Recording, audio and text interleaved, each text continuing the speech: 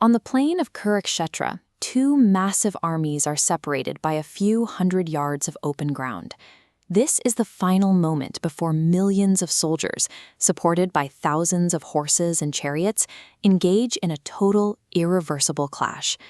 In the middle of this tension, Arjuna, the most formidable archer on the field, quietly signals his driver. His chariot surges forward into the empty no-man's land and comes to a dead stop directly between the two forces. In any high-stakes conflict, we view a pause as a sign of fear. If a competitor stops right before the whistle, the assumption is that their nerves have finally failed them. It looks like the moment Arjuna's resolve broke, a warrior looking for a way out, or hoping the sheer awkwardness of the halt might force a last-second peace talk. However, the text of the Bhagavad Gita clarifies that this specific moment is misread by those looking for signs of cowardice. The scriptural account of this pause suggests a mindset that runs in the opposite direction of cold feet. To understand Arjuna's confidence, we have to look at what he was actually doing while the wheels of his chariot were still. He wasn't doubting his ability to fight, he was finalizing his target. Arjuna isn't scanning the horizon for an escape.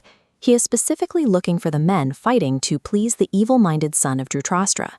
This diagram represents Duryodhana's strategy. He used calculated, corrupt maneuvers to actively usurp the kingdom. When an entire army lines up behind a leader whose primary goal is theft, each individual node becomes morally complicit. Arjuna is taking a moral inventory. He is looking past the armor and the weapons to see exactly which men have decided that supporting a usurper is worth their lives. He isn't intimidated by the size of the army. He is assessing the internal rot of the people who compose it. This clarity provides a new kind of strength. His opposition is not just a physical obstacle, but a group defined by shared ethical failure. Direct. Despite what the pause looks like to an outsider, Arjuna has no intention of negotiating. Peace is no longer on the table. While he weighs their character, he is also running the numbers. This map illustrates how he calculates the physical weight and density of the formations he is about to charge into. This is cold, mathematical readiness. He is measuring the distance, feeling the wind, and the troop strength, with the detachment of a professional. Usually when the math shows you are outnumbered, the logical response is hesitation, but Arjuna remains still. Calm. The source of this stillness is sitting right in front of him. His driver is Krishna, a figure of divine composure who holds the reins and dictates the pace of the chariot. The tactical math provides the how, but the presence of the driver provides the why. When the scale is anchored by something immovable, the sheer weight of the enemy's numbers loses its power to intimidate. This structure relies on three interlocking parts: moral clarity, a tactical estimate, and a foundational anchor.